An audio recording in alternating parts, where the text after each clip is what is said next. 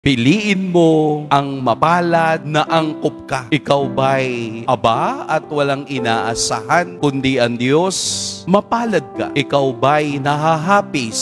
Mapalad ka. Ikaw ba'y mapagkumbaba? Mapalad ka. Ikaw ba'y maibigin sa kapayapaan? Mapalad ka. Ikaw ba'y maawain? Mapalad ka. Ang ikaw ba'y inaalimura ng tao dahil sa pagsunod sa Diyos? Mapalad ka. Nagiging mapalad lamang tayo kung tayo bilang simbahang naglalakbay ay masayang daladala ang krus ng buhay upang ialay sa ating Diyos na siyang ating hantungan. Pagtiyagaan po natin, magpursige tayo sa buhay upang tayo'y mahanay din sa mga banal sa kalangitan. Amen. Pagpalain tayo ng buong may kapal.